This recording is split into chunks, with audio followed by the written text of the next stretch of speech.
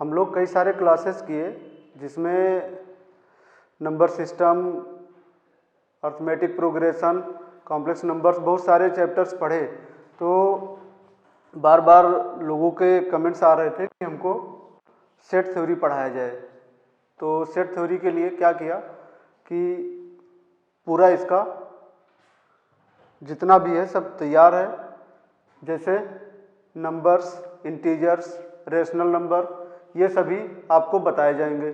Set होता क्या है ये बताया जाएगा, कितने फॉर्म के होते हैं, कितने टाइप्स के होते हैं, इंटरवल्स होता है, ये सभी आपको बताया जाएगा। तो आप देखिए, आते हैं, बात करते हैं सेट थ्योरी की। A well defined collection of elements, elements, object, substance, कुछ भी आप बोल सकते हो। A well defined collections of elements known as set. मतलब कोई भी एक ग्रुप अगर बना तो क्या हो जाएगा, सेट हो जाएगा। जैसे ए इक्वल ए बी सी है। अब ये क्या है, 3 एलिमेंट का एक ग्रुप बना हुआ है। इधर 1 2 3 4 है, 4 एलिमेंट्स का एक ग्रुप बना हुआ है। तो ये क्या है, सेट। ठीक, इसका मतलब जैसे यहाँ पे देखेंगे ए बिलोंग्स टू ए, मीन्स ये जो एलिमेंट है इस सेट में है। किसी भी सेट को हम कैपिटल लेटर से डिनोट करते हैं।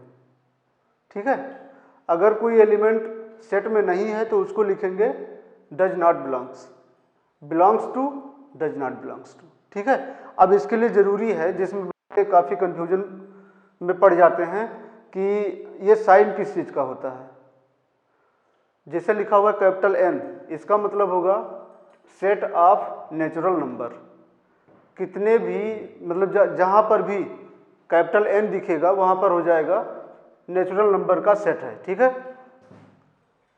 कैपिटल जेड है, कैपिटल जेड का क्या मतलब होगा, सेट ऑफ इंटीजर्स।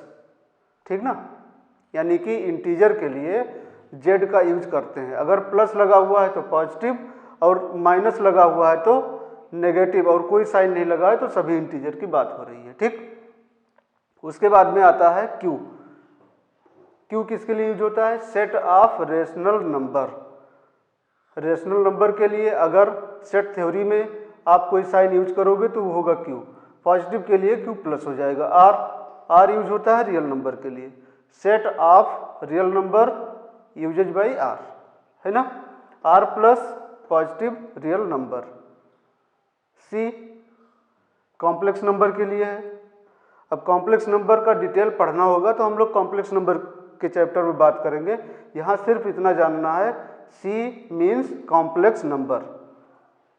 टी का मतलब होता है सेट ऑफ इरेशनल नंबर। ठीक है, ये सभी साइंस सेट थ्योरी में बहुत ज़्यादा इंपॉर्टेंट होते हैं। सभी साइन आप यूज करोगे, क्वेश्चंस आपके आसानी से बनेंगे, और इसको जानोगे तो क्वेश्चन आपको आसानी से समझ में आएगा, जिसका आप इजीली आंसर दे पाओगे। Sets are defined in 2 forms.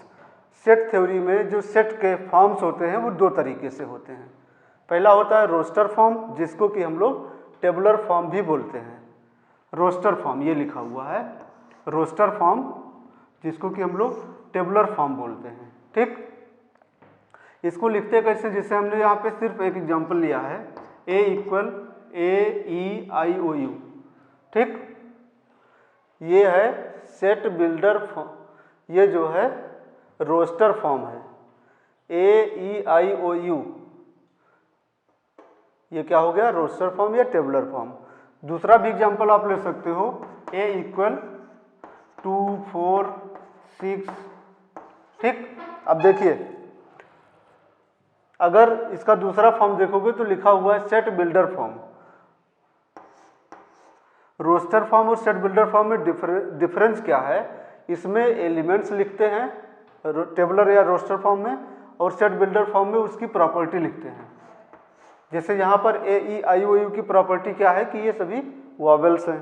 ठीक, तो जब सेट बिल्डर फॉर्म में लिखोगे A X such that X is vowels, अगर इसके लिए आप लिखते हो तो क्या आएगा, X such that X is even number, है ना। ठीक है, अब आगे बढ़ते हैं, टाइप्स ऑफ सेट की बात करते हैं। तो पहले होता है इम्पटी सेट। इम्पटी सेट मतलब जिसमें कोई एलिमेंट नहीं होते हैं, है ना। ऐसा सेट जिसमें कोई भी एलिमेंट नहीं होता है उसको बोलते हैं इम्पटी सेट। इसको लिखते हैं इस साइन से या इस साइन से, मतलब फाई या कर्ली ब्रैकेट में कोई एलिमेंट नहीं रहेगा, ठीक। दूसरा आता है सिंगलटन सेट। सिंगलटन सेट क्या होता है, जिसमें सिर्फ सिंगल एलिमेंट होते हैं, केवल और केवल एक एलिमेंट, ठीक। तीसरा है फाइनाइट सेट। फाइनाइट सेट का मतलब हो गया ऐसा सेट जिसके एलिमेंट को काउंट किया जा सके। ऐसा सेट जिसके एलिमेंट को आप काउंट कर सको वो होता है फाइनाइट सेट। इनफाइनाइट सेट क्या होते हैं, जिसको ना काउंट किया जा सके, इजीली समझा जा सकता है। Equal set, all elements equal, ऐसे दो सेट जिसके सभी एलिमेंट बराबर हों और इक्वल हों। मतलब बराबर इक्वल का मतलब ये है जैसे किसी सेट में ए बी सी है यानी कि 3 एलिमेंट है, और दूसरे सेट में 1 2 3 है, इसमें भी 3 एलिमेंट है। तो ये बराबर एलिमेंट हुए लेकिन इक्वल नहीं हुए। इक्वल कब होते हैं, जब यहाँ ए बी सी दोनों में बराबर आता, तो इसको हम बोलेंगे इक्वल सेट, ठीक। उसके बाद आता है सबसेट। अब सबसेट को देखते हैं। If every element of A यानी कि set A is an element of B then A is subset of B. बात समझ गए। All the elements of A present in the set B then A is subset of B. फिर से एक बार देख लेते हैं। जैसे यहाँ पर ए है, ए के सभी एलिमेंट अगर बी में हैं तो ए जो है बी का सबसेट होगा, ठीक। डिनोट कैसे करते हैं, ए सबसेट बी। एक साइन ऐसे भी होता है जो कि नीचे यूज हुआ है यहाँ पर, इसको बोलते हैं प्रॉपर सबसेट, इसको बोलते हैं सबसेट। इसका मतलब ए के सभी एलिमेंट बी में हैं और बी के सभी एलिमेंट भी ए में हो सकते हैं, लेकिन इसका मतलब है सिर्फ ए के एलिमेंट बी में हैं लेकिन बी के सभी एलिमेंट ए में नहीं होते हैं, ठीक। और आगे बढ़ते हैं। देखिए फर्स्ट पॉइंट लिखा हुआ है, if every set is a subset, every set is a subset of itself. जितने भी सेट बनते हैं ए बी सी करके वो सभी खुद के जो है सबसेट होते हैं, ठीक। फिर उसके बाद में है empty set is a subset of every set. जितने भी सेट बनते हैं या दुनिया में जितने भी ग्रुप बने हैं, इम्पटी सेट उसका सबसेट होता है, ठीक। आगे बढ़ते हैं। Total number of subset, total number of subset of a finite set containing an element is 2 का पावर n। ये बहुत इंपॉर्टेंट है। टोटल कितने एलिमेंट होते हैं किसी भी सेट का, जब आप सबसेट निकालते हो तो टोटल कितने एलिमेंट बनते हैं ये इस पे डिपेंड करता है, 2 का पावर n पर, ठीक है। नीचे देखिए N Z Q R T R N T, ये सभी साइन यूज हुए हैं। इसका मतलब यहाँ पर हमने एक्सप्लेन किया आपको, ठीक। अब यहाँ पर क्या करना है, यहाँ पे बताया गया है N proper subset Z, Z proper subset Q, Q proper subset R, T proper subset R, N is not proper subset of T. अब यहाँ पे इन सब वर्ड का मतलब मैं आपको नहीं बताऊंगा, पहले बता दिया।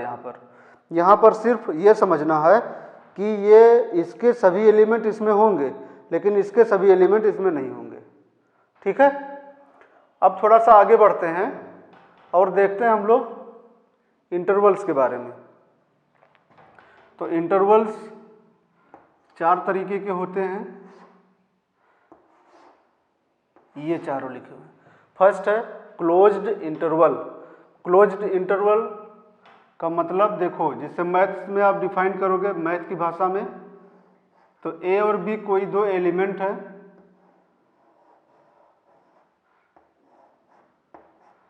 जिनके बीच में आता है x. A less than equal to x, x less than equal to B. ठीक है, अब इसको जब क्लोज्ड इंटरवल में लिखोगे तो आप इस ब्रैकेट का यूज करेंगे ये। ठीक है, और जब नंबर लाइन पे आओगे तो नंबर लाइन पे यहाँ से मतलब ए और बी दोनों इंक्लूड होंगे। इसका मतलब हो गया ए और बी के बीच की वैल्यू तो आप लेंगे ही लेंगे, प्लस ए और बी को भी इंक्लूड करेंगे। दूसरा आता है ओपन इंटरवल। ओपन इंटरवल में क्या होता है, A less than X, x less than B. ठीक, तो इसको जब आप नंबर लाइन पे दिखाओगे तो आपको इस तरीके से एक सर्कल बनाना होगा। यहाँ पे पॉइंट है, यहाँ पे सर्कल है, ये भी ध्यान देना हमको। ए और बी लिखा हुआ है और आप इस ब्रैकेट का यूज करेंगे। इसका मतलब है ए और बी के बीच के सभी वैल्यूज होंगे लेकिन ए और बी नहीं होगा। जैसे यहाँ पे लिखा होता 3, यहाँ पे लिखा होता 4। ठीक है, तो आप 3.1 से लेके 3.9 तक वैल्यू इंक्लूड करते और 3 और 4 को छोड़ देते। ठीक, अब आता है open closed interval. Open closed interval में क्या होता है, A less than X, x less than और इक्वल टू बी। इसको जब आप नंबर लाइन पे दिखाओगे तो ए सर्कल होगा, बी पॉइंट होगा और ये ब्रैकेट यूज होगा। लास्ट में आता है closed open interval, A less than equal to x, x less than B. Number line पे ए पॉइंट पे आ जाएगा, बी सर्कल पे आ जाएगा और ए और बी को आप इस तरीके से ब्रैकेट में लिखेंगे। इसके आगे और भी है, अभी सिर्फ हम लोग इंटरवल्स तक पढ़े हैं। अभी आएगा पावर सेट आएगा, प्रॉपर सबसेट आएगा, वेन डायग्राम आएगा, वो भी हम लोग पढ़ेंगे आगे चल के। लेकिन आज के लिए इतना ही रहेगा। ये पूरा लिखिएगा और आगे शेयर करिए। Thank you.